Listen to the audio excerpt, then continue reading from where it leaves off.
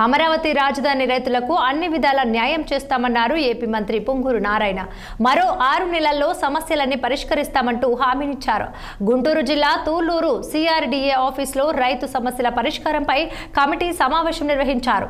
ఇక ఈ మీటింగ్కు మంత్రి నారాయణతో పాటు కేంద్ర మంత్రి పెమ్మసాని చంద్రశేఖర్ హాజరయ్యారు. నిర్వాసితులకు ప్లాట్ల రిజిస్ట్రేషన్లు నిత్యం జరుగుతున్నాయని నారాయణ తెలిపారు. ఇంకా కేవలం 719 ఎకరాలకు మాత్రమే ప్లాట్లు కేటాయించాల్సి ఉందన్న మంత్రి స్వార్థం కోసం ఒకరిద్దరు చెప్పే మాటలను ఎవరూ నమ్మవద్దని సూచించారు. ఇక మరోవైపు గత ప్రభుత్వంలో రైతుల పోరాటాలు, త్యాగాలు ఎవరూ మర్చిపోలేనివని పెమ్మసాని గుర్తు చేశారు. వైసీపీ హయాంలో నిర్ణయాల వల్లే కొన్ని ఇబ్బందులు వచ్చాయని పేర్కొన్నారు. జనవరి నుండి ఇక 25 గ్రామాల్లో మౌలిక వసతుల కల్పన ప్రారంభిస్తామని వెల్లడించారు. ఇక కేంద్ర మంత్రి పెమ్మసాని చంద్రశేఖర్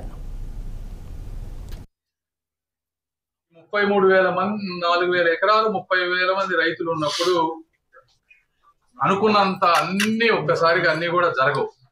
దీనికి తోడు మధ్యలో 5 సంవత్సరాలు గవర్నమెంట్ మారటం, వాళ్ళు కొత్త రకమైన 4,900 ఎకరాలు ల్యాండ్ ఉంటే దాంట్లో 34,192 ఎకరాలకి ఆల్రెడీ మొత్తం ఇచ్చేసాం.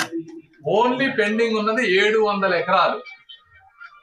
అంటే ఓన్లీ 700 ఎకరాలు అంటే చూడండి 34,000లో ఎంత పర్సెంట్ మినిమల్ ఎక్స్టెంట్. ఇందులో 5-6 రకాల కారణాలు ఉన్నాయి ఎందుకు చేయలేకపోయాం అనేది.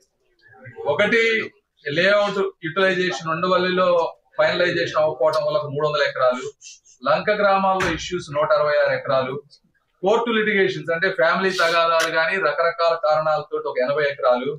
అనేక విషయాల్ని ఆల్రెడీ 15 days బ్యాక్ యాక్చువల్ గా మంత్రివర్గంతో ఎమ్మెల్యేతో కూర్చొని డిస్కస్ చేశాం. దాని మీద అంత డేటాను వీటిలన్నిటి కూడా చాలా డీటెయిల్ గా యాక్చువల్ గా మంత్రి గారు వివరించారు.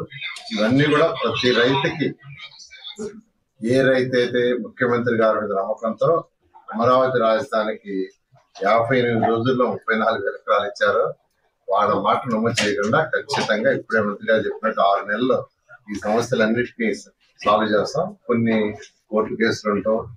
లంకా ల్యాండ్స్ గతంలో తీసుకున్నారు. దానికి దాదాపు 1,100 ఎకరాలు పైగా తీసుకోవడానికి నోటిఫికేషన్ ఇచ్చారు. అందులో కొంత మేరకు తీసుకున్నారు. కొన్ని ఆగిపోయి ఉన్నాయి. ఆగిపోవడానికి కారణం ఈ ప్రభుత్వం కాదు, సిఆర్డీ అధికారులు కాదు.